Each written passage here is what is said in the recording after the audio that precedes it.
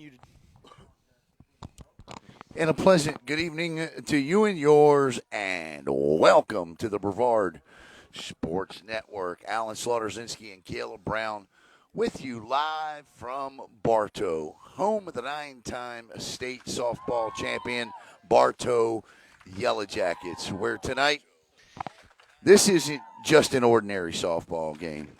If the crowd in attendance is any indication as to how big this softball game is, well, it's the biggest I've ever been at. It's standing room only. And in fact, it is the biggest softball game I've ever been at. It's the Bartow Yellow Jackets, who have played 29 times this year. They are 28-1. Their lone loss have come right here to these Melbourne Bulldogs in the Kissimmee Classic. Melbourne, they too have played 29 times. They do not yet have a loss. You're going to see future college rivals square off in the circle tonight. You're going to see future college teammates doing battle tonight. We have got it all for you here, and the winner of this will advance to the Final Four. And a lot of people tried to say to me, well, this is really the state championship. Au contraire, mon frere, this is not, because when you get to that Final Four, teams like Heavener, Jaden Heavener, and Pace will be waiting. In fact, when you look at 6A softball in the state of Florida, it is not only the best classification in the entire state. 6A, the top 10, is the best classification in the entire country. Let's go ahead and give you the starting lineups tonight. First for the visitors, wearing green tonight from Melbourne, Florida. I also want to tell you tonight is brought to you by Walden Custom Homes, and also tonight, Strike Zone Fishing. Big Father's Day sale coming up. We'll tell you all about it throughout the course of the broadcast. And I want to give a special shout-out tonight to my good buddy, Double D, Daryl Durand, who didn't make the trip over, but has done just a simply phenomenal job in locking down sponsors and doing these broadcasts up until this point. So, Daryl, thank you. And thank you for all that you've done for Brevard Sports Network. All right, let's give you the starting lineup for the Melbourne Bulldogs. Leading off and playing third base will be Maddie Prado. Batting second, and she leads the team in batting average, is shortstop Riley Magella. Batting third in the circle, number 11, the Florida State commit, Jazzy Francik.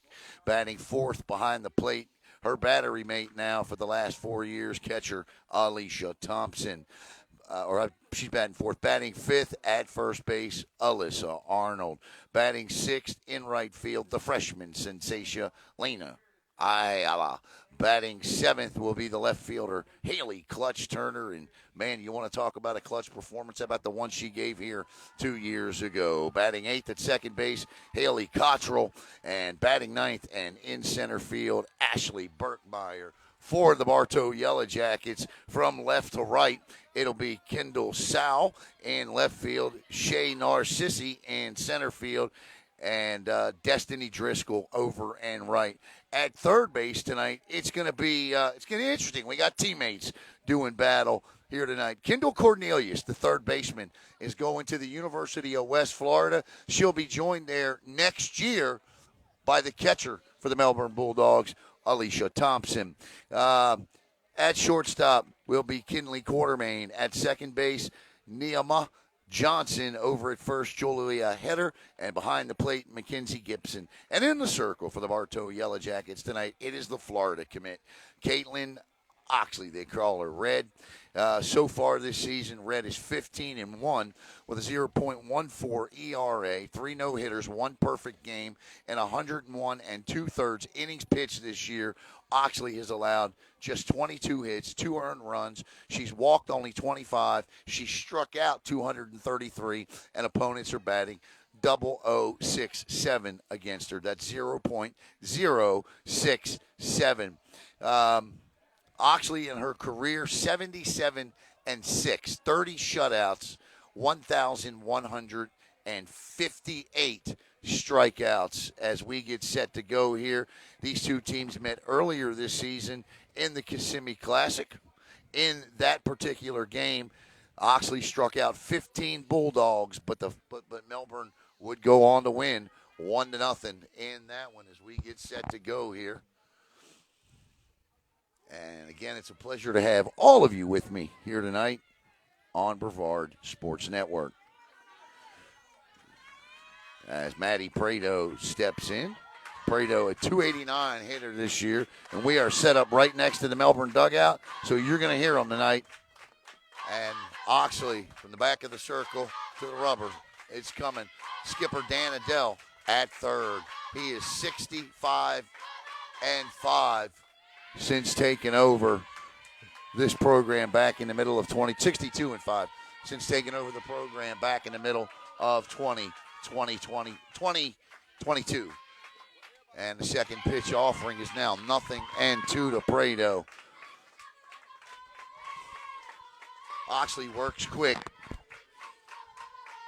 She's got a routine like a lot of great pitchers do in the circle. I'll tell you one routine that's low. I'll tell you one routine that Bartow has that's definitely unique is the non-cleansing of the uniforms.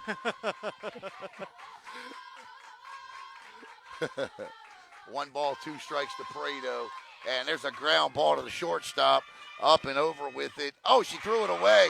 And Prado going to make the turn to second. And Prado slides. And she's in with that's an error. That's going to be an E6 on Kinley Quartermain. And the Bulldogs with a runner in scoring position right out of the gate as Maddie Prado reaches on an error. Riley McKellar comes up. Riley that leads the team in hitting this year. McKellar, a .424 average. She's second on the team in average. She leads the team in hits with 39. McKellar will look at strike one. You can't see my arms, can you? No. And Prado goes to bunt. Gibson, nice job by Mackenzie Gibson behind the plate to haul that in. And that is 1 out. And that's what happens when you get that much power behind a pitch. They'll pop it up. This will bring up pitcher Jazzy Francik. And a lot of people want to talk about Jazzy's pitching. She's an outstanding hitter, too, by the way. Just like Oxley, who bats fourth. Francik, a .366 hitter. She's got a home run, 3 triples, 7 doubles. As she steps in against her counterpart tonight, and she will look at strike one, 1 ball and 1 strike. This is an amped up crowd. The pickup truck brigade lines it from left field to right field. Francik shows bunt, pulls back, and a look at strike 2, 1 ball, 2 strikes. 2:15 right down the lines here.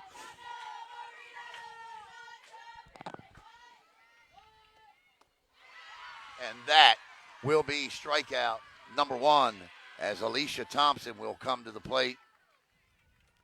So now Prado at second with 2 outs here. And the power hitting catcher, West Florida commit Alicia Thompson steps in. Thompson, .316 this year, 27 RBIs. That leads, or second on the Bulldogs to McKellar, and 25 hits. She swings and misses at strike 1, 1-0, or 0-1. Standing room only here. Oxley, strike 2, nothing but a strike. 0-2 now to Thompson. She'll have to battle here. Thompson laid down the big bunt a couple of years ago, scoring the eventual game-winning run in the regional championship. The 0-2 on its way. Strike 3, that's a beaut. Oxley barks at the crowd, lets them know we're here for the night. End of the top half of the inning. Melbourne nothing, Bartow coming to bat.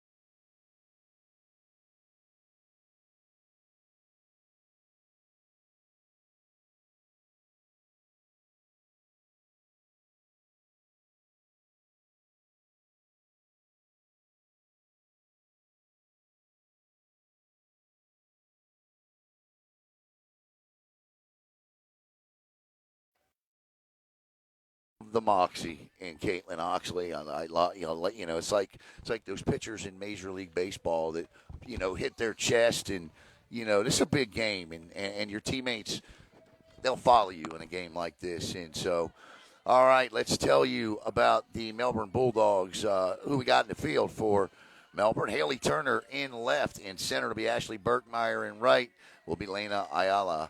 From third to first, it'll be Maddie Prado, Riley Michella at short, Haley Cottrell at second, and Alyssa Arnold at first. Alicia Thompson behind the dish. We'll tell you about Jazzy Francik here in a second. Destiny Driscoll leads off for head coach Glenn Arunbar.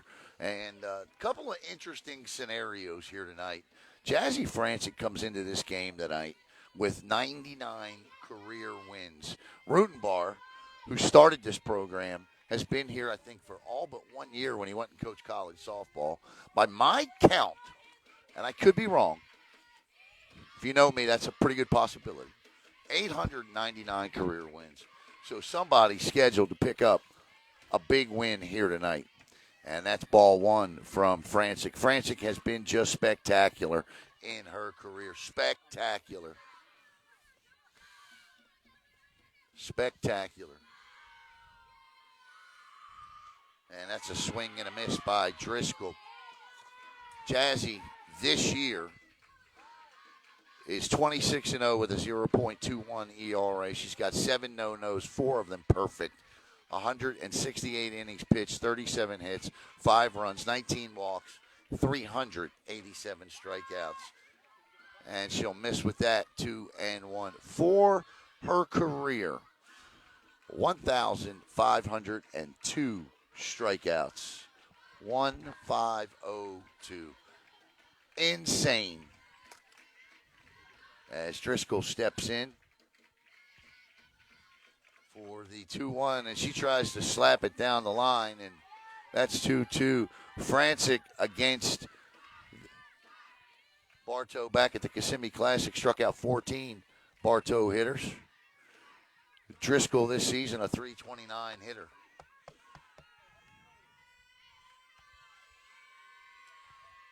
The pitch, strike 3, 1 out. Mackenzie Gibson will step in. Gibson, an Indian River State College commit this year. Excuse me. And she comes in batting .404.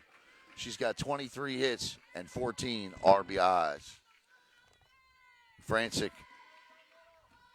first pitch offering to Gibson.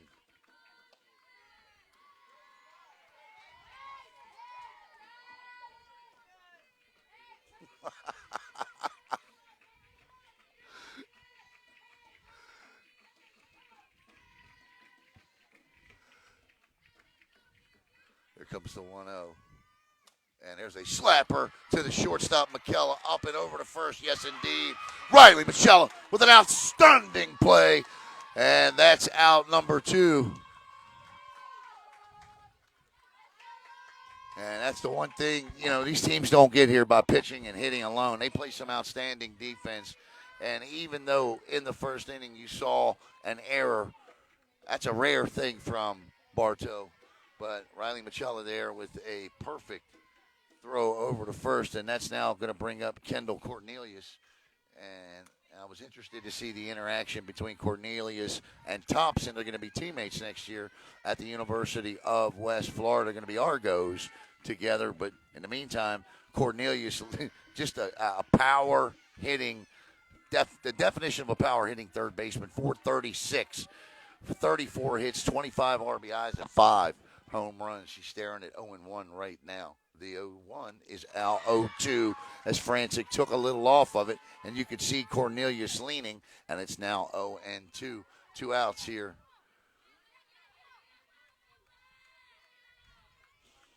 Jazzy and Kaitlyn, of course, will be college rivals as well. One going to FSU, one going to Florida. Popped up, certainly playable. Michella calls it, hauls it for the third and final out. So Bartow goes 3 up, 3 down. We go to the top of the second, no score.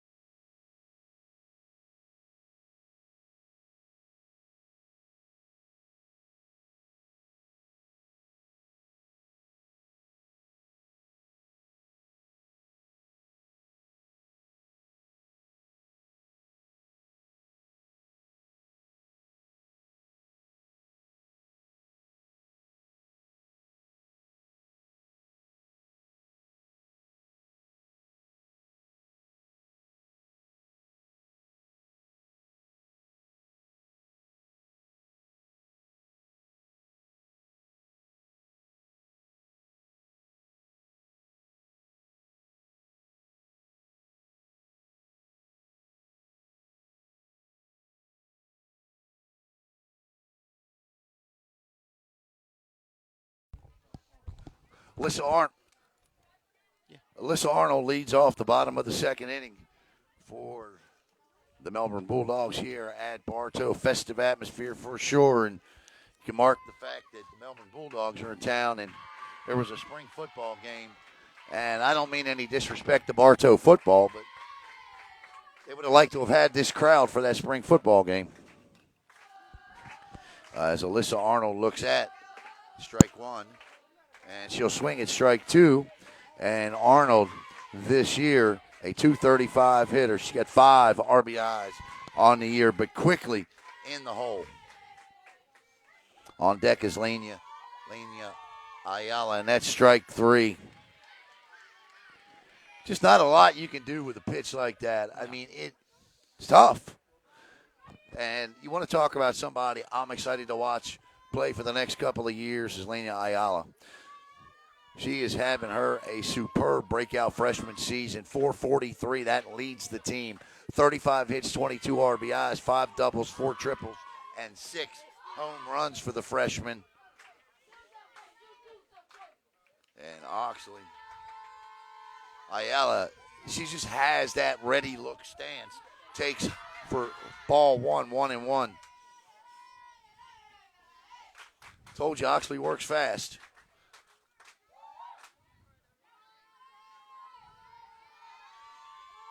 The 1-1 is swung on and missed for strike 2, 1-2. We okay? Yep, we're good. We're all good. All right. Someone Just asked a question. spammers. Spammers, and someone asked a question in the chat, so I just replied in writing.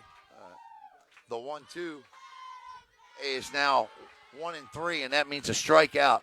That's the 4th for Oxley, and Haley Turner steps in. You just won't forget Haley Turner's contributions to winning a state championship 2 years ago. The senior graduates next week, and if Melbourne wins, they go to the Final Four. If they lose, it's their final game. But what she did in that Final Four game, this regional championship, the Final Four, the big triple, you just will never forget it.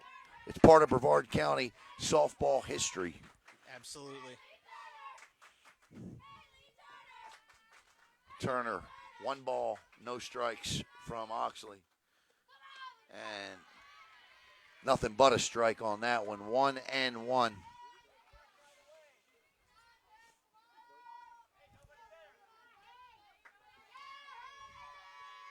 Chad Raymond's here. AD, assistant AD, David Kintai. And that'll be 1-2.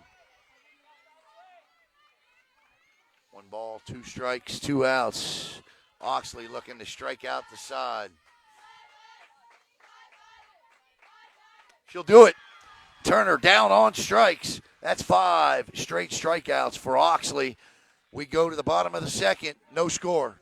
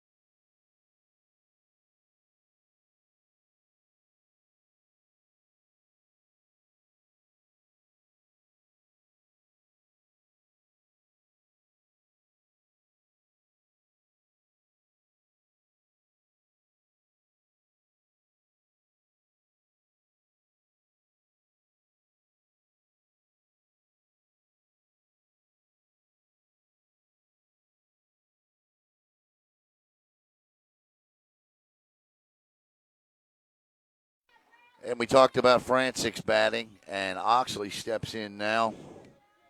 And this season, Oxley, a .333 hitter. She's got 29 RBIs. That leads the team, 21 hits. But, she ain't doing nothing in the batter's box at Florida.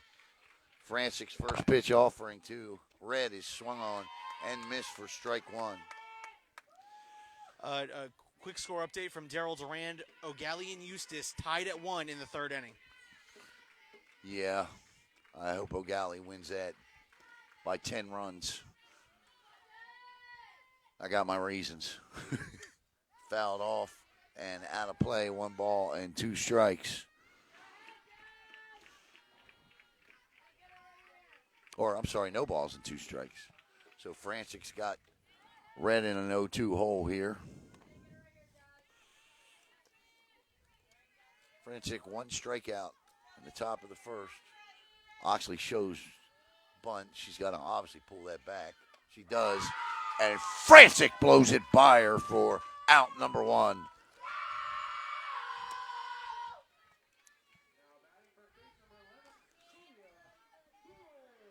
Julia Heater steps in. And Julia, another 400 hitter for this team. 25 RBIs, 26 hits, 6 doubles, 3 triples, and a home run this year for Julia.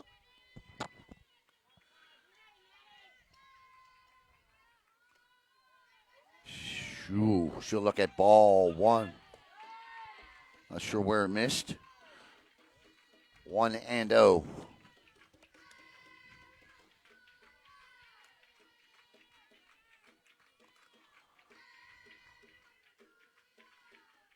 Pitch, a curveball, changeup, something off speed. It's 2-0. So a rare fall behind here. One of the things I found interesting is when we talked about this 2 years ago on the broadcast was how young these two teams were then and how many years they would be doing battle. So it's now 2-1 because apparently one of the pitches was a strike. So 2-1. But 9 players that played in that game 2 years ago here are playing in this one tonight. 6 from Bartow, 3 from Melbourne. The pitch is a ground ball. Ooh, hard down the third base line. Solid contact there by Julia. Shea Narcissi on deck. Shea last year in the regional championship game, I did hit a bases-loaded triple in that one against Vieira. We came over and did that game last year. But 9 players from 2 years ago in this one tonight. The 2-2. And that's low. 3 balls and 2 strikes. So Francik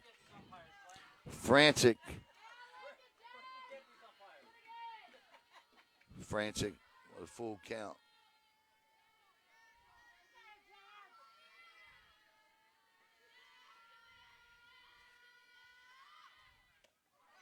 Strike 3 called on the outside corner. That's a backwards K. Francik's third. And that is the second out of the bottom of the second inning. Coach Rudenbar, I'll tell you how competitive he is. Great coach, obviously one of the greatest, right? I mean, you're talking about a guy that's they've won 9 state championships. He's here for 8 of them, right? So last year they're winning, and the umpiring was okay. Okay, I'm just saying, for both teams, right? As Narcissi steps in, swings and misses. They actually threw him out of the game last year. And unfortunately, when that happens, you have to miss a game. So the girls had to go win the Final Four because they won a state championship last year, but the girls had to win the Final Four without him. Swing and a miss. Both of these teams are well-oiled machines, and, you know. So no balls and 2 strikes, and Francik looking to match Oxley's strikeout of the side here, and she's 1 strike away from doing it. Shea out high and outside, 1-2. So 1 ball and 2 strikes to Shea.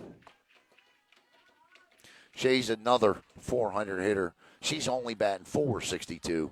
Only .462? Yeah, that's all. .462. Come on. Get the average up. And that one is going to be a base hit in the left field. And Narcissi is on with the 2-out hit. And here's where Melbourne has got to be careful. Because while the Bulldogs don't steal a lot of bases, Bartow does. Bartow with 100 stolen bases coming into this game tonight. Melbourne with just 33. So you can clearly see the difference between these two teams. And Shea will run. As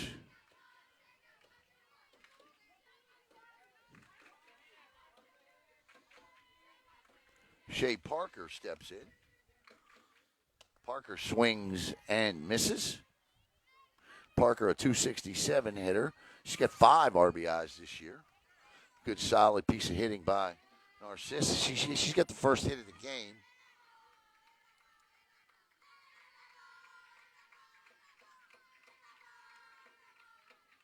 Swing and a miss. And Francik quickly ahead, 0-2. But that is Alicia Thompson back there. And, well, you just don't steal a whole lot of bases on her or Mackenzie Gibson. The 0-2 on its way. And just barely, but gets a piece. And Thompson frustrated with herself. She didn't squeeze it hard enough. And the count will stay 0-2. Coach Rutenbar not giving any indication he wants to see anybody running. I think Jazzy right here goes right back to the right top back of to the strike zone. Ball straight down the middle. Oh, she takes the changeup route, and that's why we're on this side of the fence. 1-2 now. And the only reason I say that is because the 2 strikes she swung at were right there at the top of the strike zone. Yeah. She's eager to try to get the bat on a ball. Yeah. There it is, Caleb. There you go. Strike 3, and Francik will strike out the side with the Shea Narcissi hit squeezed in. We go to the top of the 3rd. No score between the Bulldogs and the Yellow Jackets.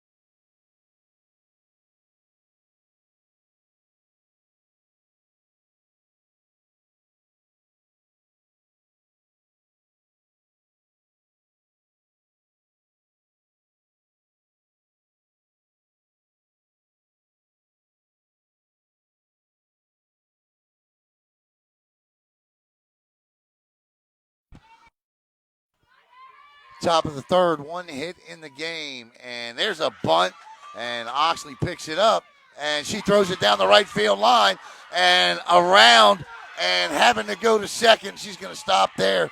So for the second time in 3 innings, the Bulldogs have the leadoff runner at second as Haley Cottrell bunts and Oxley throws it away. That's another error. As Ashley Burkmeyer steps in.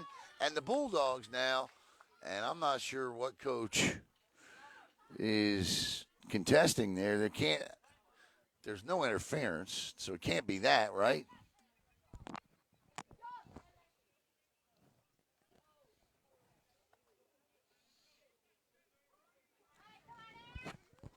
I mean, Cottrell was in the baseline, so she has a right to that.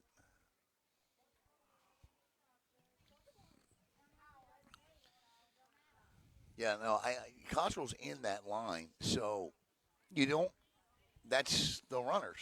Now, it's more of a debatable call if you're going from first to second or second to third. You can argue that, but that's why those lines are drawn on the inside because it allows for the base runner to that.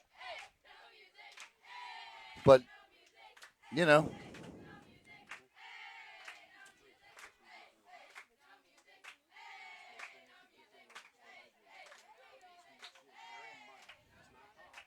And I guarantee you, Coach Rutenbar is making one heck of a case for something. Oh, of course. And he probably taught him something along the way. Look, again, you don't get 899 wins Right. not knowing nothing. Yeah, because then, a guy like that comes out and contests a call, and you go, man, did we get this right? Did we screw this one up somehow? But no, I'm pretty sure they got this one right. And that might not even be what he's discussing.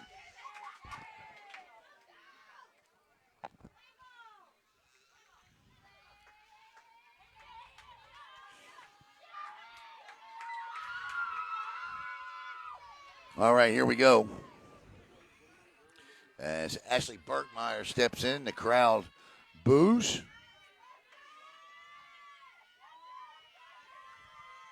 Burkmeyer shows bunt. Oh, what a play.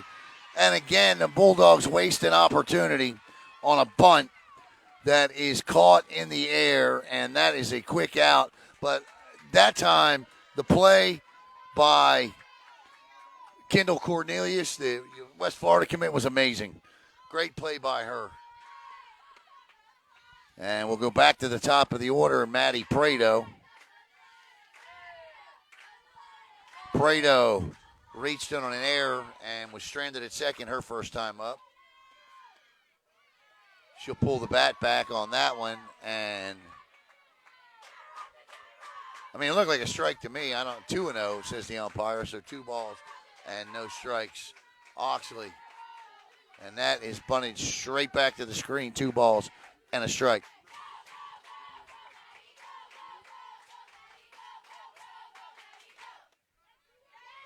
Pretty little bump and rhythm right there the Melbourne Bulldogs had. 2-1. Prado pops this up, and unfortunately Gibson can't get to that one. Or fortunately, depending upon the side you're cheering for. 2 balls, 2 strikes, 1 out. The runner at second is Cottrell, who reached on a throwing error off a bunt. And this is popped up in center field. But actually, the shortstop, Kinley Quartermain, takes it on the edge of the outfield grass for the second out of the inning, bringing up Riley Machella. And I don't think there's anybody else, maybe other than Ayala, you would want up in this situation here with 2 outs and a runner at second. Machella leads the team with 32 RBIs this year. She digs in here and swings at the high heat, 0-1.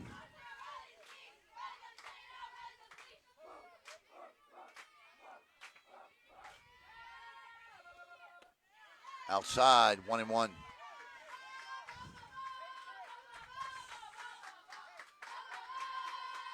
By the end of the night, these girls are going to have me singing one of these songs. And that is high heat again, and it's 1-2. You can't help it. I'm sitting right next to it. I want to sit here and go, ball, ball, ball, ball, ball, ball, ball, ball, ball, ball, ball, ball, ball. 1-2.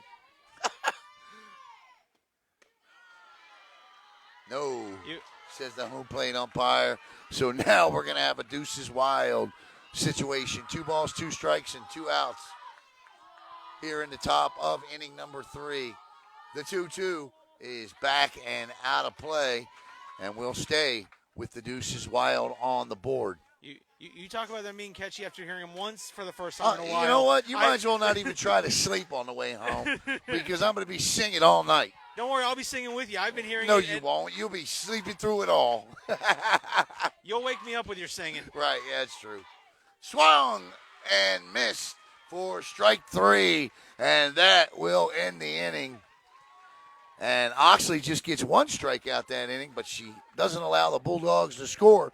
We go to the bottom of the 3rd, no score.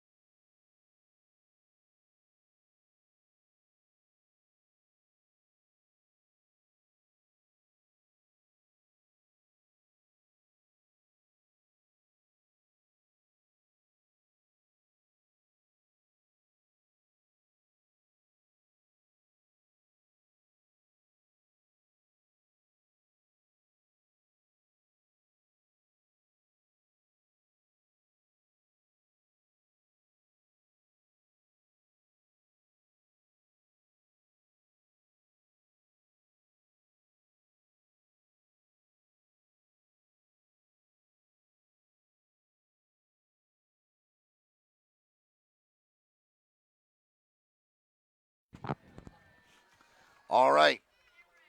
Welcome back here as we head to the bottom of the third. I'm told that. What did you? What? Good. How are you? It's nice to see you. It's So somebody tried to stream the Eustis O'Galley game, huh? Got Yeah. caught. Yeah, according to TJ. reports. Well, we asked if we could come over, and the athletic director was fantastic. And he said, "Let me ask Mike." And look, the coach didn't want us to come there and stream it, and I respect their decision. I do. Score update from Daryl: 2-1 O'Galley in the fourth. There you go. And there's a bunt to Jazzy, and Jazzy right back over to first. So that's a 1-3 on Nehemiah Johnson. Is Kinley Quartermain will step up. Look, I respect. I've never had that happen, where a coach tells me we can't stream. I mean, we've had one situation, but it's been an ongoing situation for a couple of years. But bottom line is that's their right. Yes. And I respect that. Swung on and missed by Quartermain. Nice job by Jazzy on the fielded bunt there in Melbourne with 2 opportunities in the field and 2 for 2. And so far, Bartow 0 for 2. Quartermain shows bunt, tries to slap one, and it's 0-2. Oh, okay. Someone was streaming it through Game Changer, the Game Changer app. Okay. And they were told to turn the Game Changer live stream down. You have to, yeah. Yeah. 0-2. High heat is strikeout for 2 outs. It's a process to get approval. You have to turn the paperwork in. There's a fee to pay it, And look, the FHSAA, as much grief as they take, they do so much for outlets like ours. Right now, everybody that works at the Florida High School Athletic Association is involved at state championships of one kind or another somewhere. Correct. I promise you there's nobody left in those offices. So they have so much going on. Now, when they get back next week, we'll get invoiced like 15 times for all these games. But, they do a terrific job keeping up with all of it. And again, they do so much for small outlets like us when we show up to the state championships. They take very good care of us. Yes, they do. Destiny Driscoll steps in here back to the top of the lineup. And that's a strike. No score here, bottom of the third.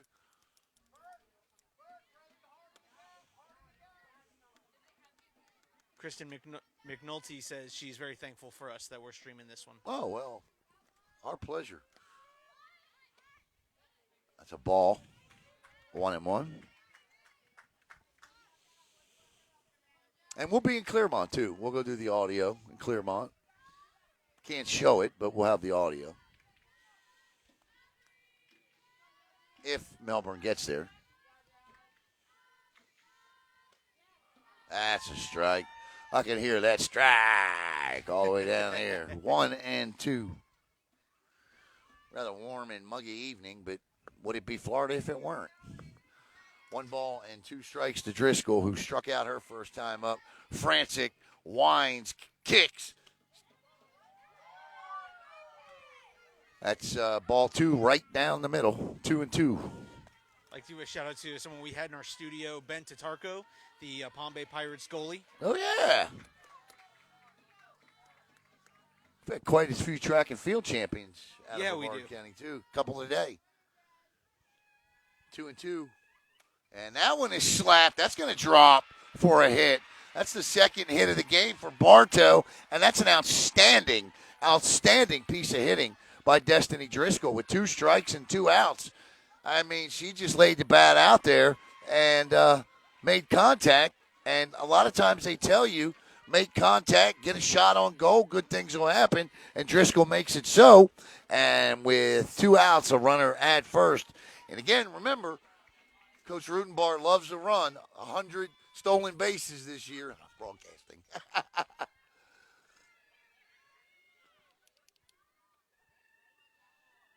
The pitch. And there she goes. Great job. That was an excellent jump she got. Yep. I mean, that was a terrific jump.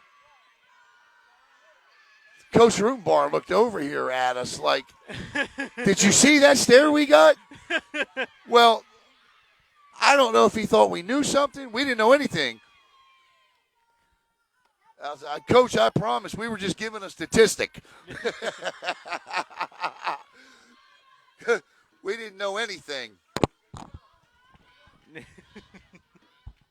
Just mentioning they like to run. Yes. 1 ball, 1 strike, and now a runner in scoring position. The numbers show that they like to run. The numbers show they like to run, right. We did not know they were running. No. Mackenzie Gibson at the plate. I don't need to get tossed out of here. Hey, listen, we are not the Boston Red No. Sox. We are not the Houston Astros. We don't know anything other than what's on that paper. 2-1 to Gibson.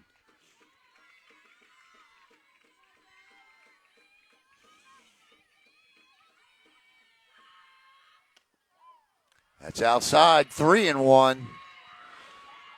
Jazzy will occasionally have an inning like this where she puts a couple runners on. And to know Jazzy over the last 7 years of her varsity career is to know then she just strikes everybody out afterwards. So we'll see. This isn't every other team, though. No. 3-1. And there's a soft liner. A base hit scores a run here. Like that soft liner they had down, that Narcisse had down there, or that base hit that Driscoll had, something like that, and she's scoring.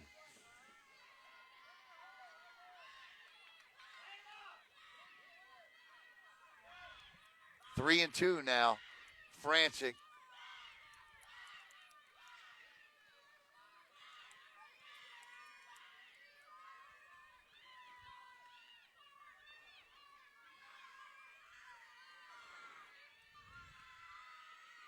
Oh, there's a shot to the first baseman, and luckily, and a great job by Haley Cottrell to recover because it bounced off of Alyssa Arnold. And I'll tell you what, Driscoll wasn't stopping. No. She was coming around to score, but that's going to be, if you're scoring at home, that's a 3-4-3 out. We go to the top of the fourth.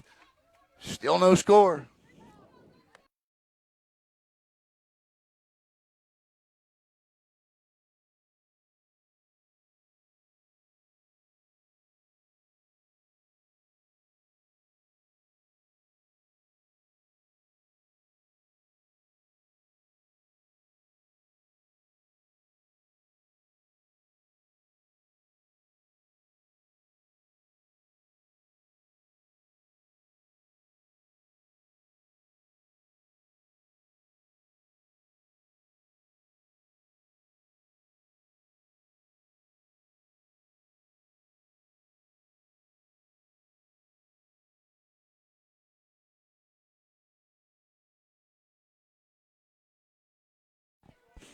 All right, welcome back here to the Brevard Sports Network as we go to the bottom or the top of inning number 4. And I can tell you this, if you expected anything less out of this one, well, I don't know what you were expecting. We were just trying to figure out what the over-under and strikeouts would be in this game. And that's no disrespect to the hitters in this one.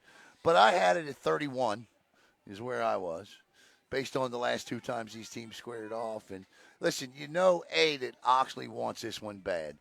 The one pitcher she's never beaten in her career, high school career anyway, I don't know about club ball, right, is Francik. Right. Never beaten her. And so, yeah, I'm still trying to come back to life after the death stare from Rutenbar on that. Popped up. And that's popped up. First pitch here. This is Jazzy Francik at the plate. And Francik struck out her last time up, and Francik was the start of 5 straight strikeouts for Oxley, who has 6 total in the game. Francik shows bunt. Oxley throws, and this one is lifted into right field, charging, and that's going to get down, and Jazzy Francik is going to open with a single. That's the first official hit of the game, as the Bulldogs have reached with 2 errors before. Francik should get a pinch runner here. She does. It'll be Camden Hurd. Now, this is the third inning. Melbourne has gotten somebody on base. Can they That's drag right. them around? Right, that's a great point, Caleb. The third consecutive, or third out of the last 4 innings, because they struck out the side in the second. Yeah. That Melbourne's got the leadoff hitter on, but you're right. And now, does Dan Adele decide to try to swipe a base here against Mackenzie Gibson with nobody out? And Camden Hurd does have speed down there. We've seen her do it a couple times. Camden this Hurd year. can run. Yes, she can. Now, Melbourne only has 33 stolen bases this year.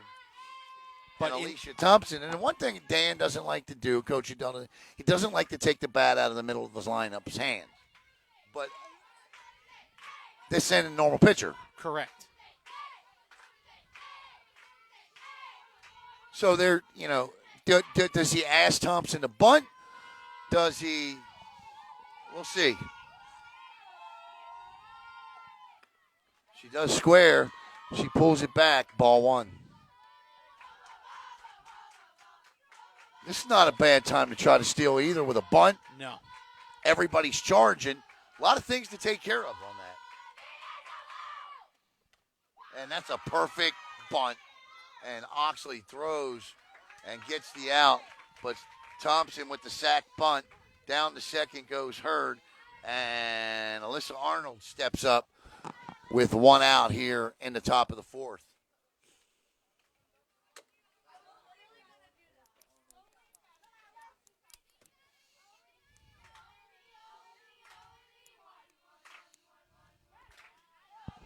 Arnold struck out her last time up, and she slaps this one. That's not going to drop. That's a heck of a play by Nehemiah Johnson there, I believe is how you say that, and I apologize if I'm mispronouncing that, but that bunt too far. That is the bunt that won the game for them in the Kissimmee Classic. A bunt just like that won the Kissimmee Classic, I believe, by Alyssa Arnold, as Elena Ayala will step up, and the freshman now, Melbourne with a runner at second and 2 outs. They need something through the infield here for Hurd. I would imagine Hurd is going to be going no matter what.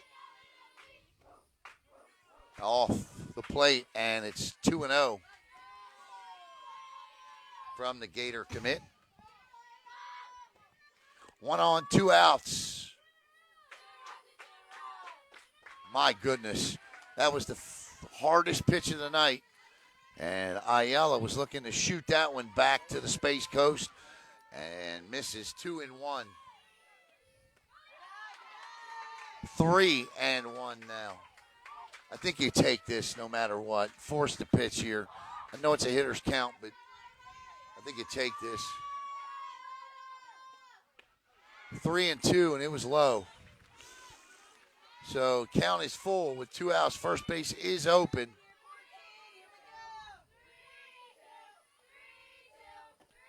Strike 3 is Kaitlyn Oxley. Does not allow the run to score. And the Bulldogs strand another. We go to the bottom of the fourth. No score.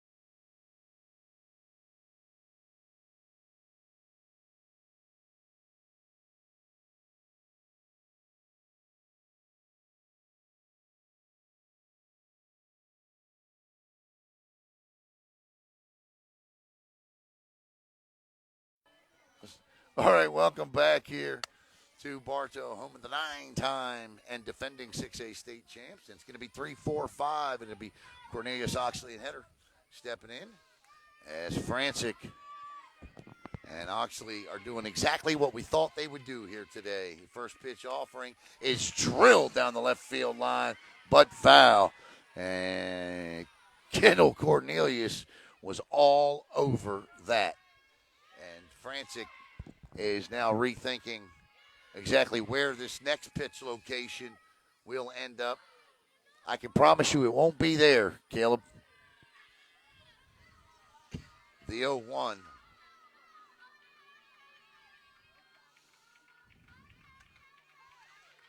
And now it's 0-2. I've seen both these pitchers give up home runs. Saw one last year. So I think Skylar Wagner hit it off of Oxley here. And I saw Wagner hit one off of Francik, too. 0-2. And there's a hard ground ball backhanded, and that'll be a hit in the hole as Kendall Cornelius will lead off with a hit. And now Melbourne's got to be careful again here. Now it's nobody out and a runner at first. And I don't know if Cornelius is a base stealer, but as we have discussed ad nauseum, the team is. That's the third hit of the game off Jazzy. And this is going to bring up Kaitlyn Oxley with a chance to help herself. I was going to say she can't be doing anything but bunting. Quick score update out of Eustis. Eustis is up 3-2 in the fifth inning. Need a little Sarah Langley power here. Oxley 0-1 from Francik here. Oh, that's as perfect as you can get right there. Thompson with a great throw down to first. And Oxley advances Cornelius down to second. And that ball just dropped. No shot at second as Julia Heater steps in. Struck out looking her last time up. And now it is Bartow with a runner at second and one out here. Can the Yellow Jackets cash in? Second time they've had a runner at second in consecutive innings. Heater pulls back, and Thompson's going to walk her back. And that's a smart play, and you might see that for the next 4 straight pitches.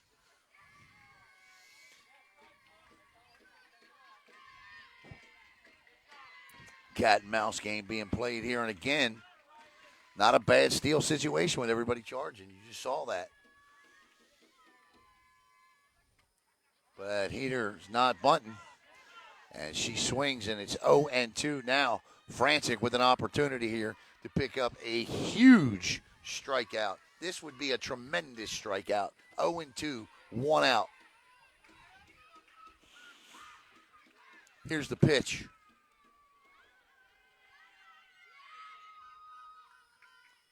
Outside, 2-2.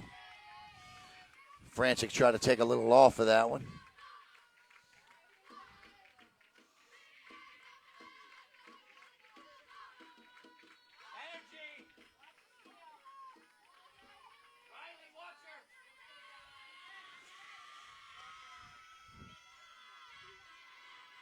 Pitch popped up and out of play. All right. Hit the road. Did it? But definitely near the BSN. Yeah, we don't need that. It's a long drive home with no windshield. A lot of bugs. What's 1 up? and 2. What's up, Shane Martin? 1 ball, 2 strikes. 1 out. Runner at second. Francik. Julia Hader here. Oh, little slapper. Oh, that could be trouble. And she's safe. And now it's first and third with 1 out. And just another good piece of hitting by Bartow here.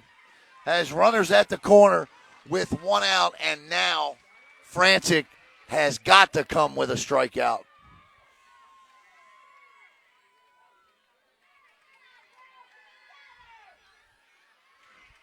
So what do you do here? You got Shay Narcisse up, who is one of your best hitters. She's got a single in this game. You got a runner at third. A bunt's going to score. You got a ton of things you can do here. Any number of them can result in that run coming home. So if you're Francik, You just got to go get this strikeout. Yep. I mean, there's just, for Melbourne, that's the only solution right here. Narcisse steps in, and again, she has a solid hit off of Jazzy back in inning number 2. Francik's first pitch offering, and she's swinging, folks. Nothing and one. That surprises me. I got to be honest.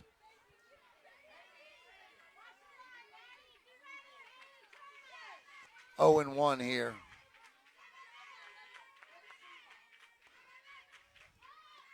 Low. 1 and 1. And catcher's indifference on the steal. Now a base hit will score 2 if Narcisse can get one here.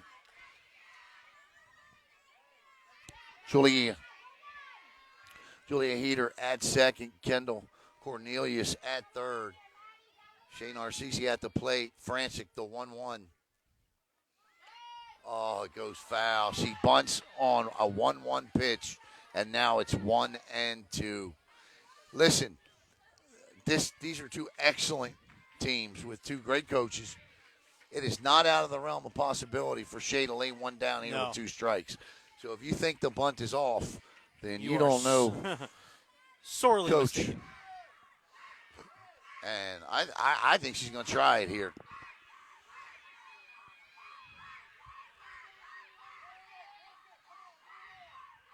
Cornelius at third. Francik winds, kicks.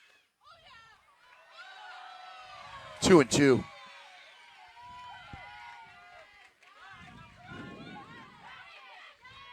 Two balls, 2 strikes, 1 out.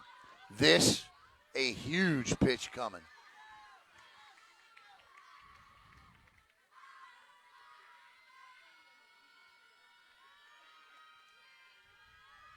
Got her. Strike 3. 2 outs. The same pitch in the previous at-bat that got her swinging. Up in the top of the zone. Not over. If you're Melbourne, you can't let down. And look, if you are Bartow, a bunt still not out of the realm of possibility here with 2 outs. Shea Parker steps in. She struck out her last time up. Shows bunt. And if you're Melbourne, you just got to know to go to first, right?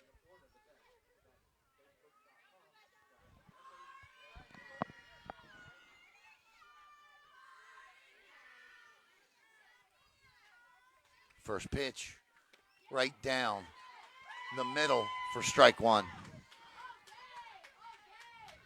0 and 1.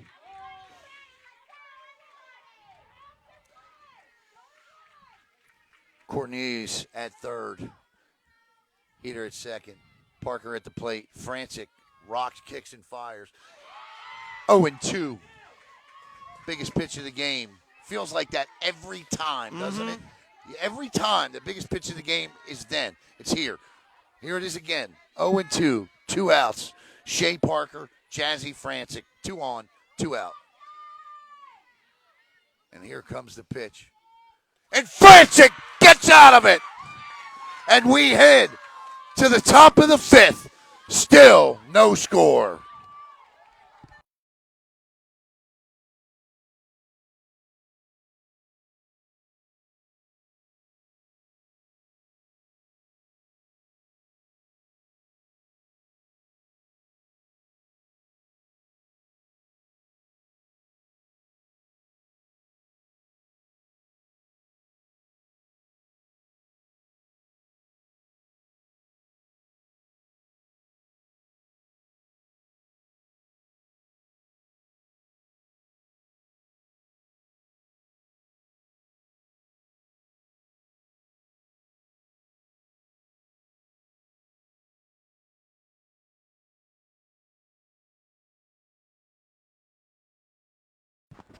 That's called clutch. Absolute clutch right there from Jazzy Francik. Had to have it and got it. And but that's all we ever see from these two. Yeah. Bartow, Melbourne, Oxley, Francik, clutch. It's what gets them to these points. You just felt like, Yeah, I need a Rolaids. First pitch offering is fouled off for a strike. This is Haley Turner. And you know what, Alan? That's on me. I saw him in the gas station, and I thought about it, but That's okay, bud. that's on me. Right. Tries to bunt again, and strike two. It'll be Haley Turner, Haley Cottrell, and Ashley Burkmeyer here in the top of the fifth. The length of the game wasn't, and that's strike three, or she fouled it. The length of the game, I knew the length of the game wasn't going to be an issue, but how long in terms of innings would it go was what I was curious about. Nothing and two to Turner. Strike three. Nice pitch by Kaitlyn. 8th strikeout of the night for Red. And that'll bring up Haley Cottrell, who reached on a throwing error by Red her last time up.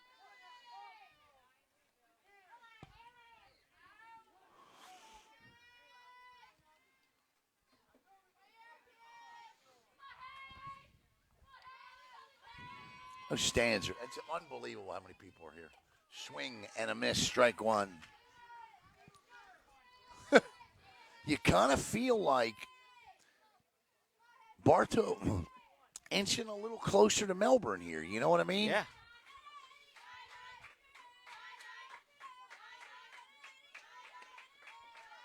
And that is I'm not sure what he called there. I want to thank the people from Bartow as well for their support and sharing this today. We're always excited to come here. And that's a forced bunt. And it's now 1-2. Apparently one of those pitches was a ball, so it's now 1-2. I can't hear the umpire, so I have to rely on the scoreboard.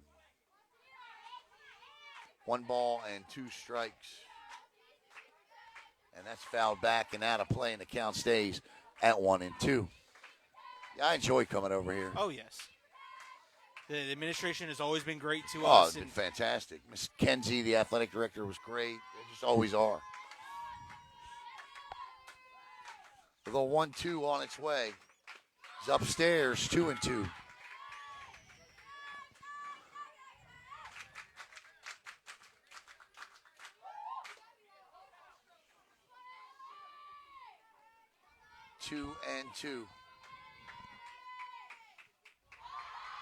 A rare miss there from Red, and it's now full at 3-2. Folks, there is no score. It is 0-0 here in the 5th. And that is the first out of the 5th inning. Second out.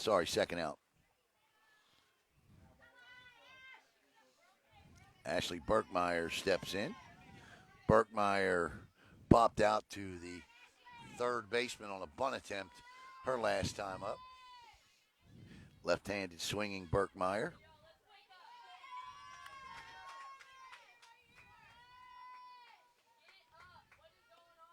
Strike one. Oh, third base umpire says no. She did not swing. And it's 1-0. I thought she did. 1-0.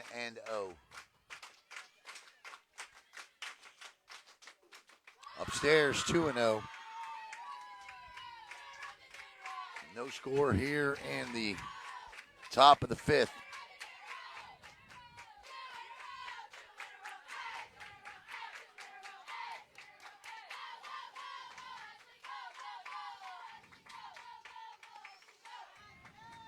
Chest high and in the zone for strike one, 2-1.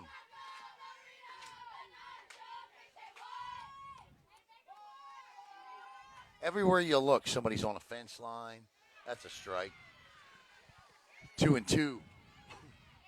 So here we are again. Deuce is wild. 2 balls, 2 strikes, 2 outs. Top of the fifth. No score here. Strike three, no?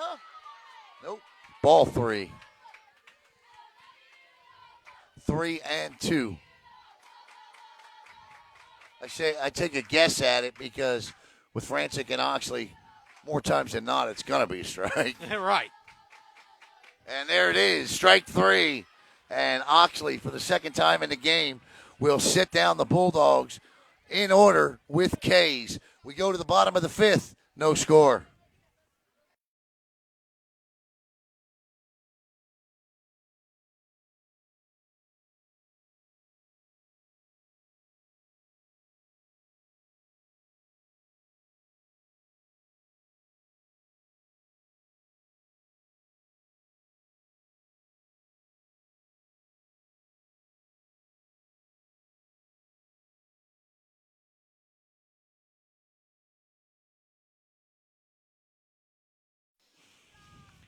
It'll be 8-9-1 for Bartow here at the bottom of the fifth inning. And you stop and think about these two teams and the amount of games that they have played like this.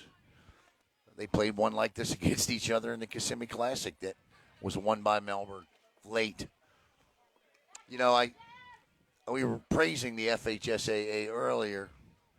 I still like to know how we ended up having to come to Bartow after winning the Kissimmee Classic. You know, I understand the strength of schedule thing, but Melbourne played an extremely tough schedule this year. 28-0, their only loss, or there are no losses. Bartow's only losses to Melbourne, and somehow Bartow gets the number one ranking in the region. I mean, that really threw me for a loop. Yeah. You know, well, just when you think you got it figured out, something like that happens. As Nehemiah steps in, Johnson. And that is strike one from Jazzy. And I know last inning Bartow sent 5 batters to the plate. And I know Jazzy does not want that to happen again.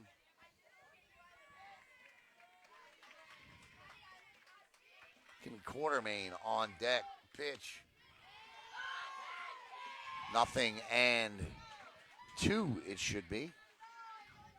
And it is.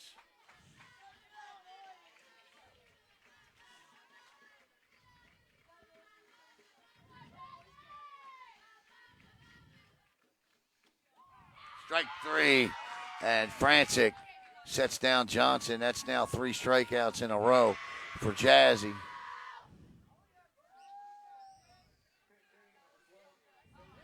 Seven in the game. I think we got a pinch hitter here, don't we? Yes, we do.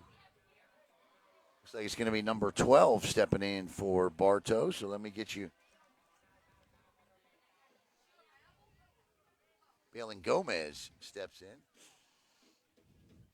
So Gomez is going to be the hitter.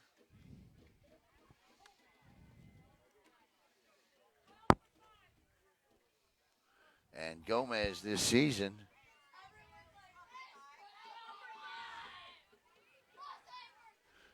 a .263 hitter, 5 RBIs, 5 hits, and 5 runs scored.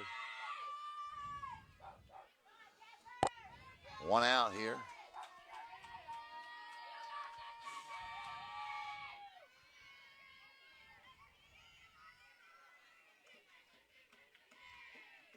Francik's first pitch offering is fouled back. Man, that's an awfully tough assignment is to ask somebody to come off the bench and be ready to hit against Jazzy Francik or Red Oxley. You know? Yeah. That's like saying, hey, can you go run that football and let Ray Lewis hit you? Yeah, you know, just in the fourth quarter for the first time. And that is popped up, way up.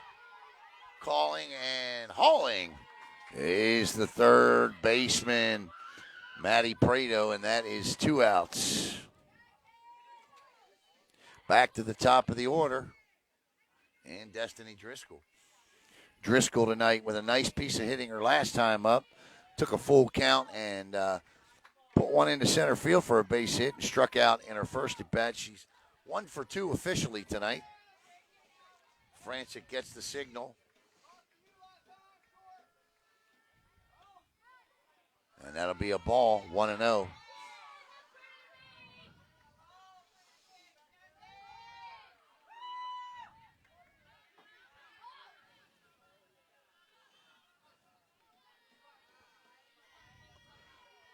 The 1-0 is 2-0. That's outside.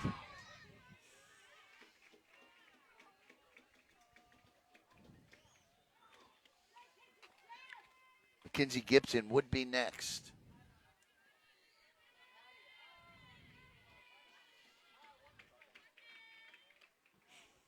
That's 3-0.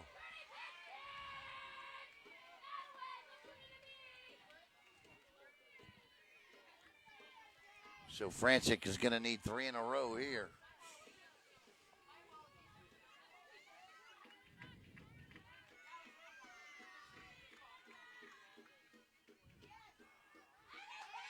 That's strike one, 3-1.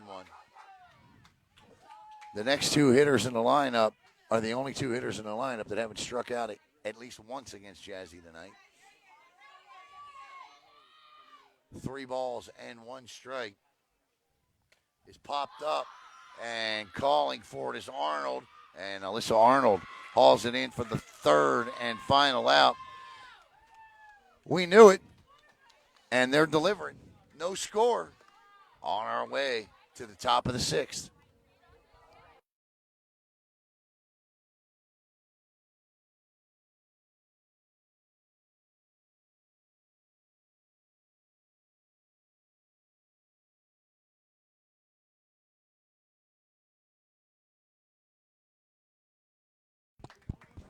You need to take a look at just how many people are here tonight. Well, I told you about the stands and the standing room capacity, and if you look along the outfield fence area all the way around as far as you can see, and there's people behind them and people behind them with pickup trucks and chairs, and every pickup truck's probably got anywhere from 4 to 10 people in the back of it. This really gives you that high school sports feeling. Yeah, I mean, this is more like a Friday night light Texas football feel right here. Right. And it's for softball, and I absolutely love to see it. In fact, they had their spring game. They made their spring game earlier, and no disrespect to Bartow football, but there was nobody there. They were all here. And that game ended just as this one started, and they all came here. All the players are here. And they're all here watching this game. And when you have 9 state championships in one sport, you tend to rule the school, so to speak. And I'll tell this: I was told the pickup truck brigade, they pay for their spots. They pay for spots out there in the pickup truck brigade. And I'm sure that money goes to the program, and that's great. I love to hear it. I love that interest. This is a program that began in 1987 by Glenn. And again, he's been here every year but one.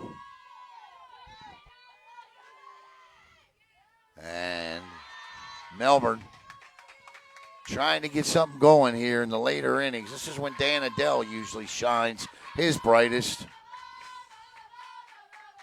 Not afraid to take a chance. Popped up. Maddie Prado.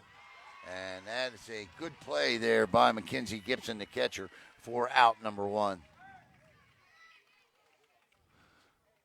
Oxley had struck out 4 in a row up until that point. Riley Machella steps in. Machella tonight popped out and struck out. Riley, first pitch from Oxley is inside for a strike.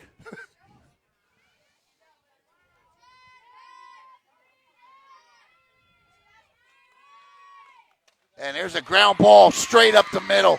And Riley Machella with a 1-out base hit. And the Bulldogs have a runner aboard with the meat of the lineup coming up in Jazzy Francik. And Jazzy with an absolute chance to help her cause here. We just got a score update from Eustis. It's still 3-2 Eustis in the 6th. Okay. Francik Shows bunt, tries to deliver it, fouls it back.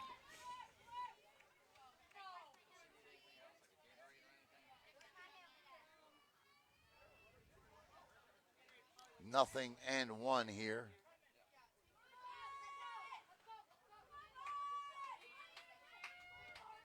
Francik will look at ball one, low and inside.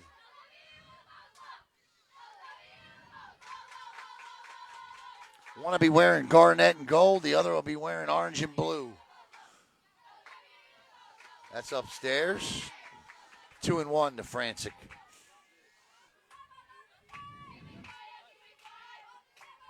It's going to put me in a bind because I'm a diehard Gator fan, but it's going to be hard for me to. It's hard for me to root against Jazzy Francik. Can't root against Jazzy if you're from Melbourne. Inside. 3. Oh, he called that a strike. My goodness gracious. 2-2.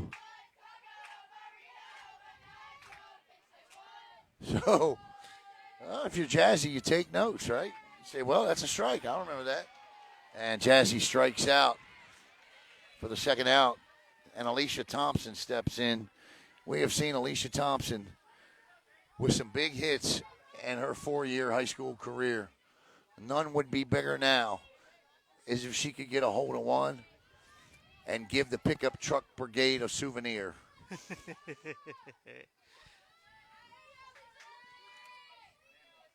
Thompson, Oxley, pitch, as she wanted to, swings and misses, strike one.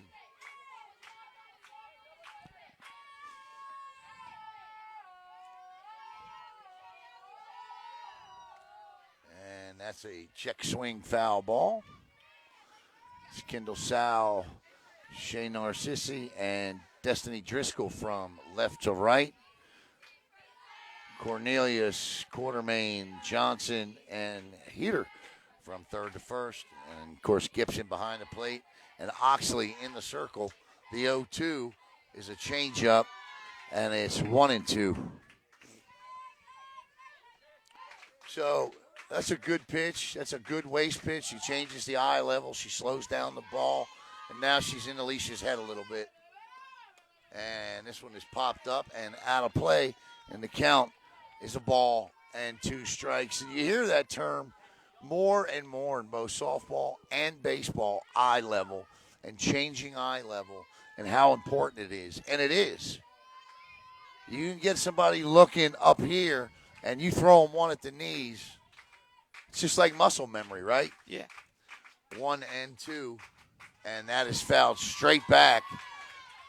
And it's Ken will stay at the ball and 2 strikes. So a good battle here between the West Florida commit, whose teammate, Kendall Cornelius, is down at third for next year, as the Gator goes after the Argo here. The pitch and the changeup is an absolute beaut, Clark, and it freezes Thompson. That ends the inning. No runs, 1 hit, 1 stranded. We go to the bottom of the 6th. No score.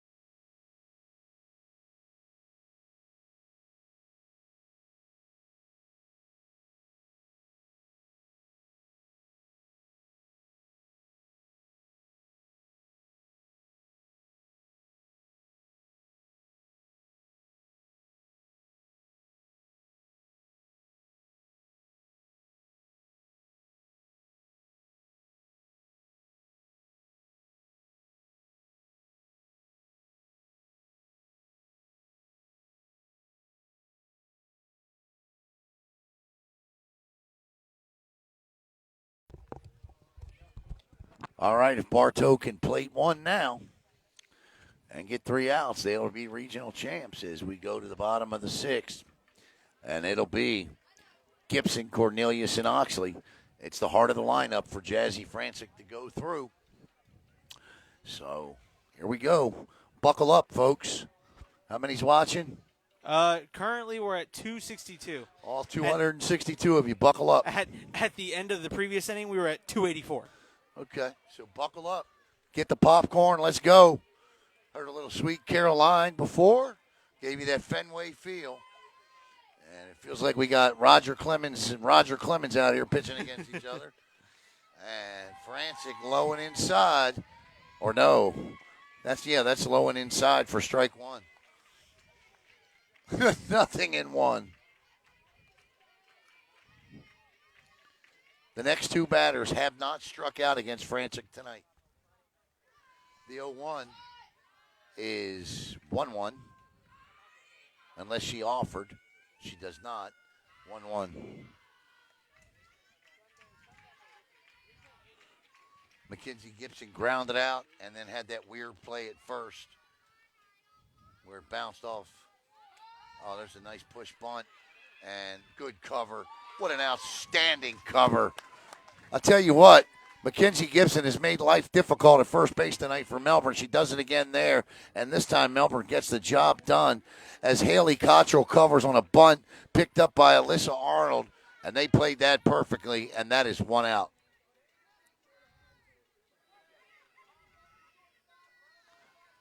That might be the best defensive play of the night right there. The pitch is inside for a ball. Think about how huge that out is. As Kendall Cornelius steps in, she popped out for the shortstop and singled her last time up. Cornelius 1-0 from Francik. Upstairs 2-0. Oxley is on deck.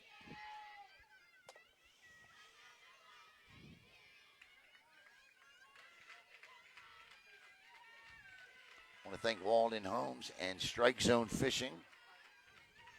The 2-0 is right at the knees. 2-1. I thought he called a strike. Okay. Yeah. So it's 2 balls, 1 strike. Scoreboard says 3-1. It's only 2-1. Low. Now it's 3-1.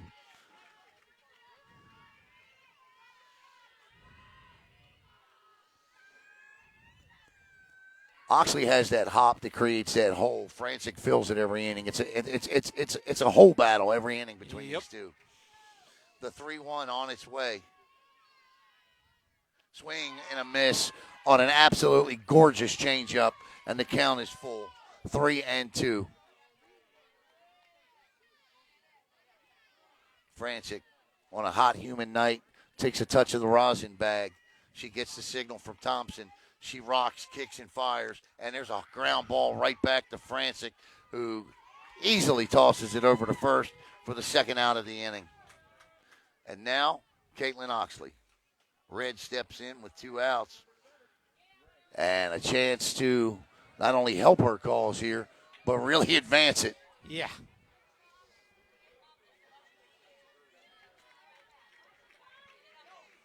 Again, I want to thank Daryl Duran for covering Melbourne softball for us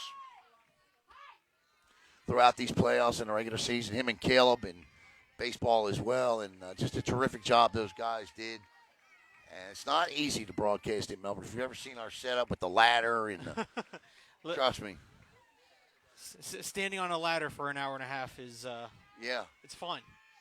Oxley will look at 2-0 here. Not that Julia Hader can hurt you, because she can. But I don't know that you want to give Oxley anything. Oxley can put it over the fence. I don't know about Julia. I mean, I'm not saying she can't. I just don't know.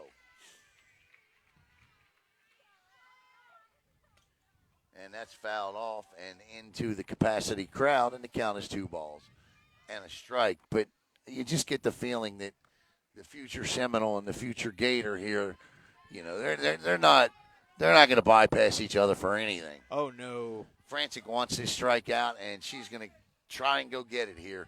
The 2-1.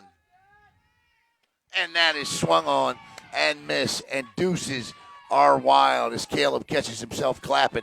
2 balls and 2 strikes. Look, I know. Look, when you cover a team, you get emotionally invested. I'm with you, buddy. I can't help it, folks. I can't help it. I know. 2-2, Francik.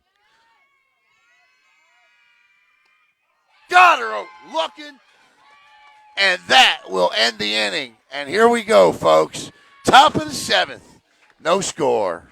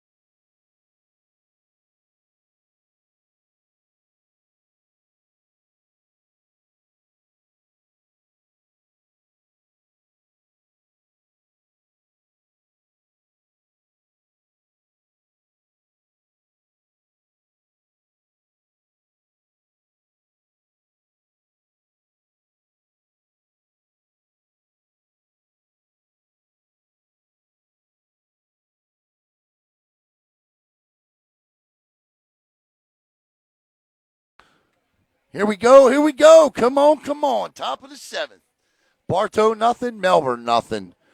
I can tell you right now, again, this is exactly what we expected here as the Dogs and the Yellow Jackets, the Jackets and the Dogs, going to battle to the end here. And it's going to be Alyssa Arnold, Lania Ayala, and Haley Turner.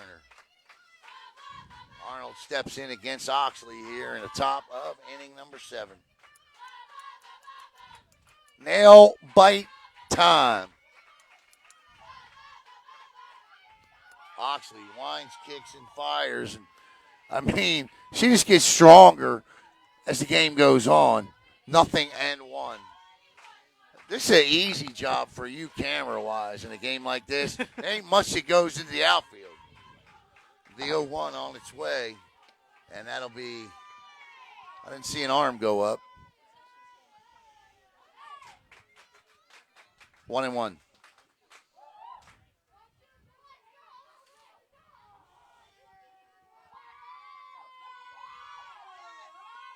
And there's a bunt or a hit. I couldn't tell. I couldn't see.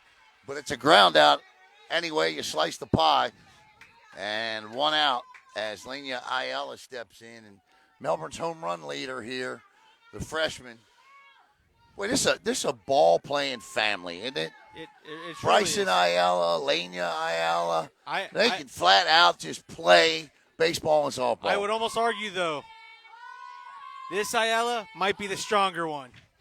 Uh-oh, Bryson. Bryson. Caleb putting it out there. Hey, look, Bryson, he didn't have the year he wanted this year, but he was just a junior. He's going to bounce back. Next year, Bryson Ayala will be one of the best players in Brevard County. No doubt in my mind. I'm along that same thought process. Upstairs. And he's committed to, Tulane, I believe.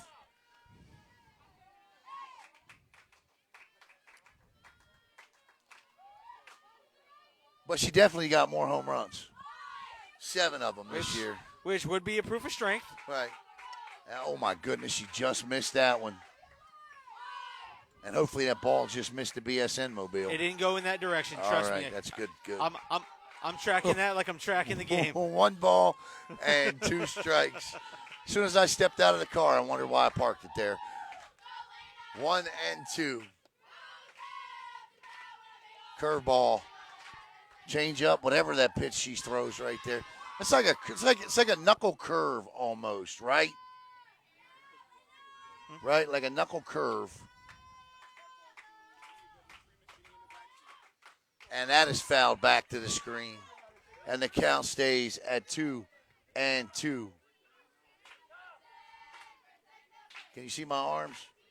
No.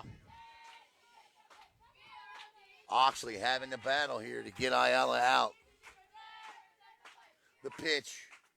And that's in the dirt. And this is a great at-bat by Ayala.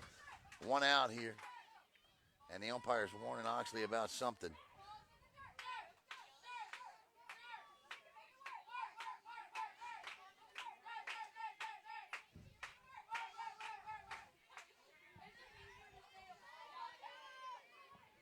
Oxley. He was asking about the count. No, he came out to warn Kaitlyn Oxley about something, and Oh. Rudenbar wanted to know what he's talking to his pitcher about. Inside, ball 4, and whatever he was complaining about, Rudenbar doesn't like it, and here we go. He's going to go back in and sit down on his bucket, and he gets warned. And this happened last year in the regional championship as well. And that's a great at-bat by Ayala to work a walk. Look, I don't blame Coach. You want to know, what are you telling my pitcher?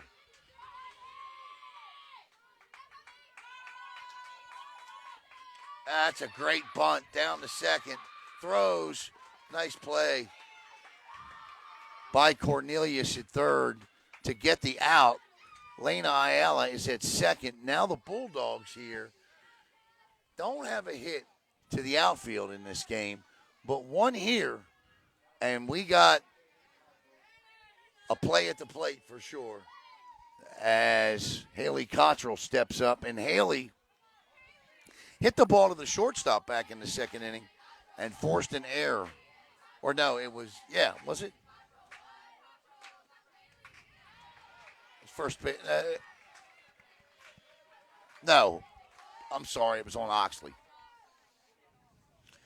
There was a throwing error on Oxley. So that's strike 1 on Cottrell.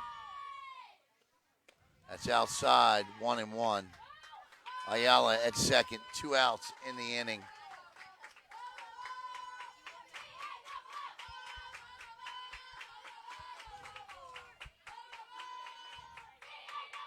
Swing and a miss. And Oxley is one pitch away from putting the Bartow Yellow Jackets in a walk-off situation.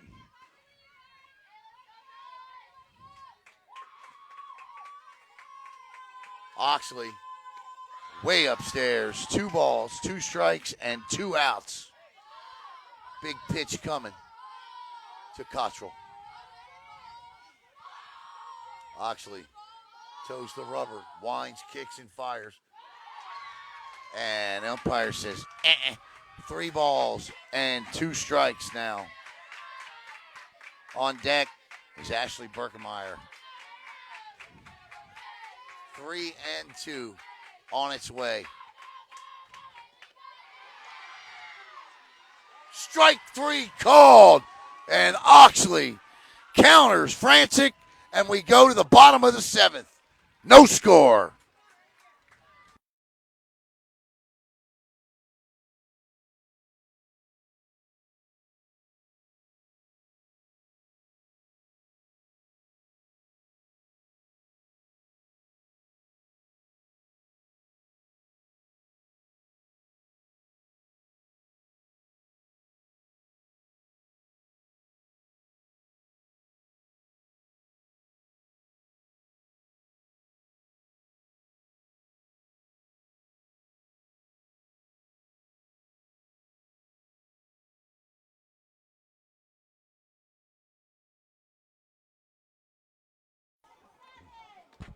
Nine strikeouts for Francik, 12 strikeouts for Oxley, 21 in the game total.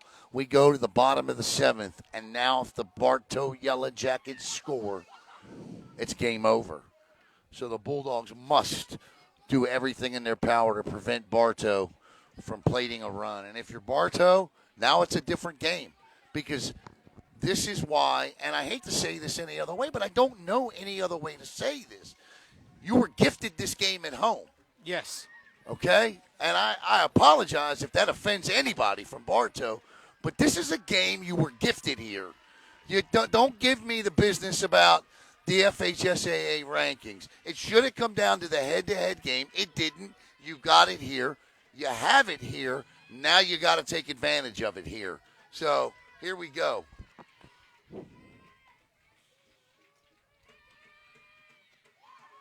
And that is a strike. Look, I'll be cheering for Bartow if they beat Melbourne, but this game should have been at Dawson Field.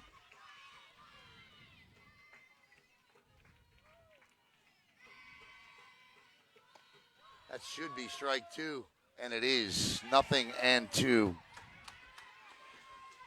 And I would have said the same thing had it been the other way. Yeah. I mean, I would have. If you know my broadcast style, you know that's just how it is. I was say we will tell it like it is. Yeah, we like to think we do. 0-2 is 1-2. I don't like the hesitation on the home plate umpire. I saw him do it twice with Oxley, and I just saw him do it there.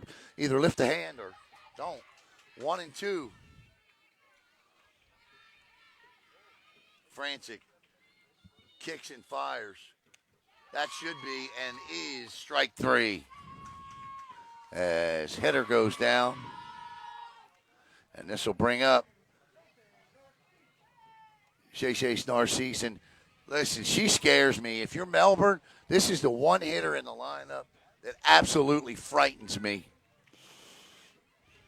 I know you got power hitters, girls that can put the ball over the fence, but she's a player. She gets on. She's dangerous. She shows bunt here. And she pops this up. That is a playable ball. Got to communicate. Cottrell does. She calls. She hauls. 2 outs. And Shay Parker steps in.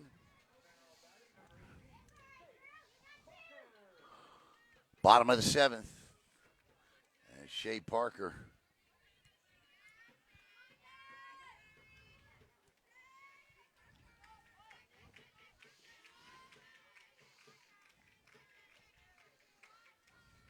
Swing and a miss. Strike 1.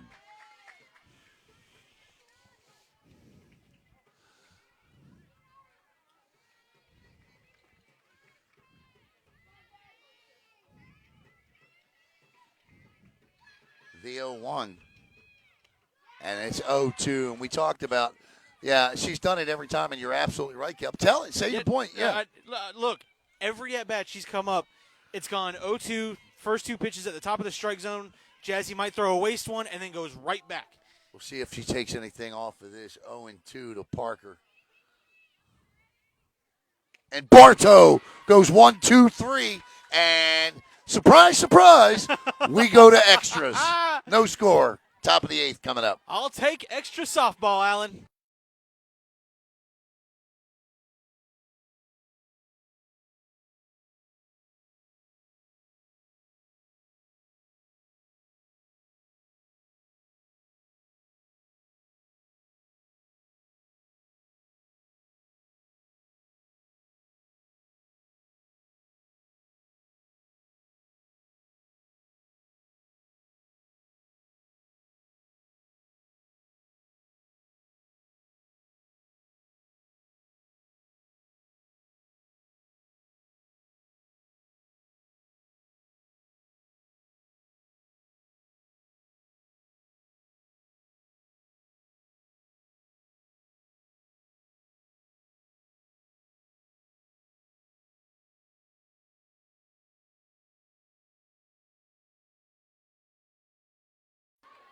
Well, we now go to whatever you want to call it, the Texas extra, the Texas extra inning rules, or what Major League Baseball does now. But Haley Cottrell, since she was the last out, will start on second base. And this is where it really gets Rolaids-esque, one might say. And it'll be Ashley Burkmeyer, Maddie Prado, and Riley Machella for Melbourne here as the Bulldogs. And Dan Adele standing right here in front of your camera. They are paying no attention to Haley Cottrell. And that bunt goes foul. And that is the obvious play here, right? And if you're Kaitlyn Oxley, you got to try to throw this thing so hard and with so much spin that it won't go fair. You can't take anything off this pitch. Go ahead. What were you going to say? Texas tiebreaker. Texas tiebreaker. Thank you. Upstairs.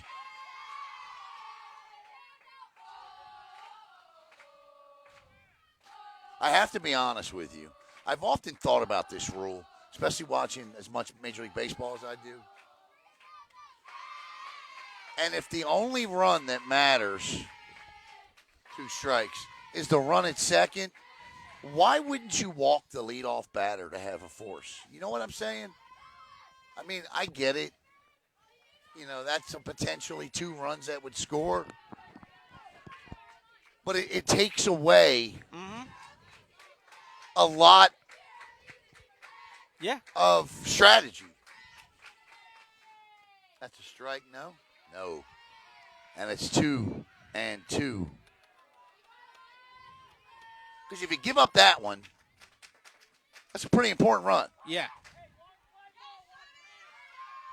2 balls, 2 strikes, low, way low, and it's 3-2.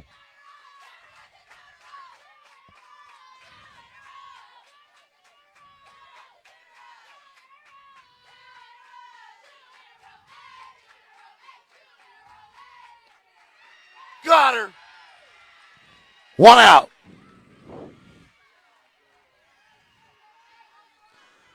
And that'll bring up the top of the lineup. And Matty Prado. Strikeout number 13 for Oxley.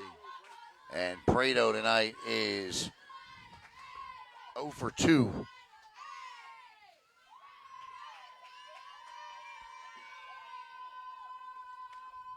And there's and down the sacrifice works, but there's 2 outs. And Riley Machella, who last inning singled up the middle with a golden opportunity. There you see Cottrell on your screen. Now, listen, Machella's got speed, too. We've seen Adele bunt in this 2 years ago, bunt in this very situation with Alicia Thompson. Does he do it again with Riley Machella? We just got confirmation. Final 6-2. Well, congratulations to Eustis, to an end. From my standpoint, congratulations to Gabe Cartwright and the O'Galley Commodores and Paul Morris and the year they had. Certainly, great job by them this year. But here, Riley Machella is up. 2 outs. Top of the 8th. Haley Cottrell at third. Does Melbourne bunt? Do they try to put one through the middle of the infield? And Machella chases a bad pitch, and it's 0-1.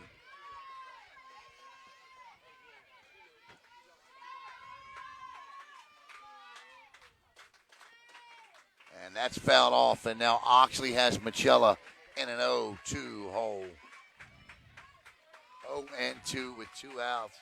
Cottrell at third, so now Riley's got to come through with a big base hit to give Melbourne that run.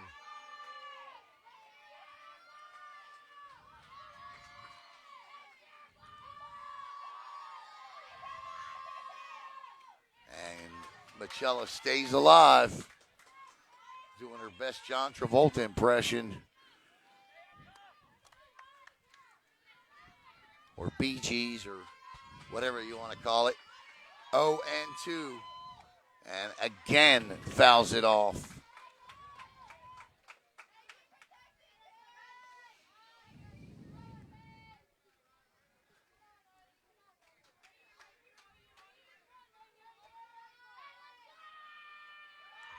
Oh and 2. Oxley. Got her with the off speed. Big strikeout. None bigger tonight than that one. We go to the bottom of the 8th. Still no score.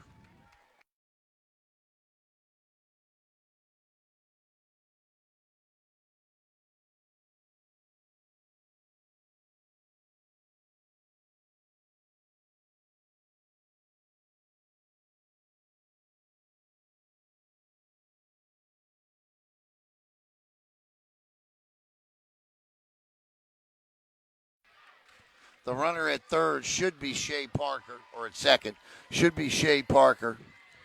And it should be Nehemiah Johnson, Kinley Quartermain, and back to the top of the lineup with Destiny Driscoll. So all kind of strategery. Yeah.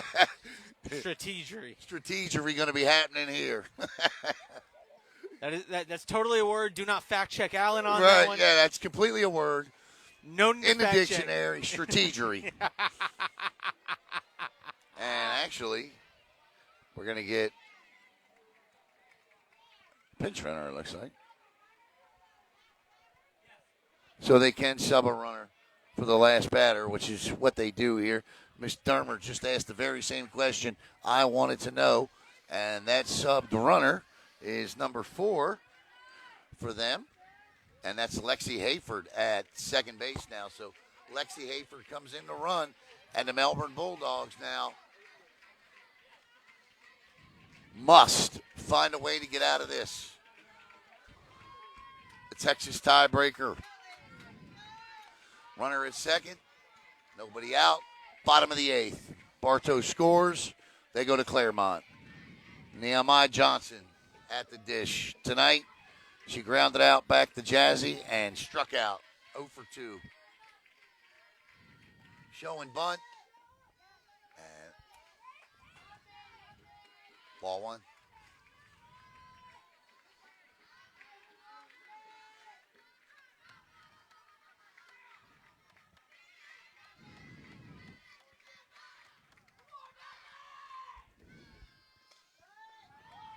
Drops it down, but foul. 1 ball and 1 strike.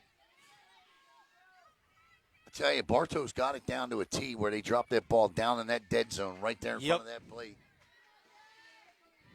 Actually, Alicia's got to be careful. She didn't kick the thing. They drop it so close to the plate. The 1-1 is a ball off the corner, so 2-1. And Melbourne's also got to pay attention to the runner as well because everybody's charging and moving. And, again, 100 stolen bases for this team this year. Rudenbar's not afraid to take a base. And that's fouled back to the screen. And this is a big 2 strikes here. And if you're going to go, this might be the pitch to give it a shot as Rutenbar gives the signal here. Something. It's either going to be a 2-strike bunt.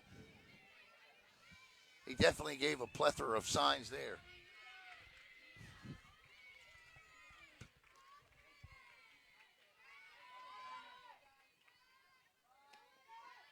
And that's ball 3, 3-2. Again, I don't think that's the only run that's going to beat you at second base. Yes. Putting a runner at first base here, no, it does not hurt you in the bottom. It just doesn't. It doesn't hurt you. You ever hear an announcer use plethora and strategery in the same 5 minutes? The pitch. Francik caught it, but nobody's at second. Francik caught the line drive, but the only person that could cover did cover, but she couldn't get there in time, and there was nothing Melbourne could do about it. But that's an out, and a very important out, and the bunt with 2 strikes doesn't advance the runner.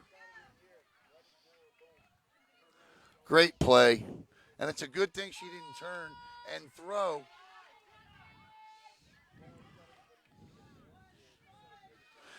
Orville Susong used to tell me that the bunt was the most exciting play, and you just saw the prime reason why. Everybody's moving and doing something on the play. Everybody, all 9 fielders. And that's fouled back to the screen, and it's 0-2, and here comes a huge pitch from Francik. And it seems like we've been saying that every inning, but they get bigger and bigger, obviously, as the game goes on. They get this out. And that's huge. Francik with the 0-2. And Alicia Thompson is daring the runner to go. Yeah. Yeah, she is.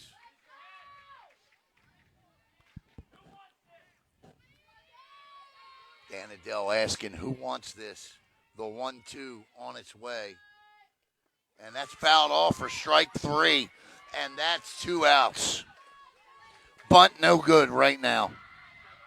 But we are back to the top of the lineup in Destiny Driscoll. And Destiny has a base hit tonight.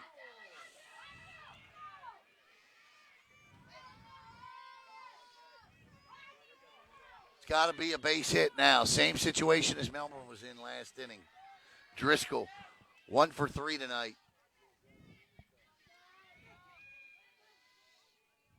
Slapper, and that's going to get up the middle, and Bartow is going to advance to the regional championship as Destiny Driscoll and the Bartow Yellow Jackets walk it off. First pitch swinging up the middle, and Bartow wins it 1-0. Caleb? This was a game. What more can you say, Alan? Congratulations to Rudenbar and Bartow, and congratulations to Dan Adele and the Melbourne Lady Bulldogs. Both teams now with identical records, 29-1 and 29-1. The only difference is Bartow will advance to the Final Four. The Bulldog season comes to an end, and that tells you just how tough it is to win a state championship in this state. And I definitely, listen, let me say this before I go. Good luck to Kaitlyn Oxley and Coach Rudenbar on their way. But it has been an absolute pleasure and an honor to broadcast these Melbourne seniors over the last couple of seasons. Let's talk about Jazzy Francik. She ends her career with 99 wins. Rudenbar, I believe, picks up win number 900 tonight. We may never, ever see, we will never, ever see, I won't anyway, those types of numbers come through Brevard County again.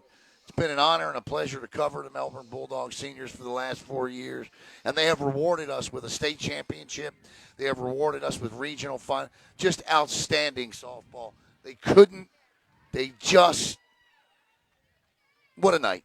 So that'll wrap it up as Caleb and I will head back, and I want to thank, of course, Chad Raymond. I want to thank the athletic director, Miss Kinsey, here, and that will conclude the softball season for us as both Brevard County teams are out, but it will not conclude our baseball season. The Merritt Island Mustangs are still alive, and I'll be at Merritt Island on Monday with interviews and previewing the Mustangs' Final Four trip. For Caleb Brown, I'm Alan Slaughter-Zinski. Once again, your final score, the Bartow Yellow Jackets in extra innings 1, the Melbourne Bulldogs 0. Have a great night, everybody.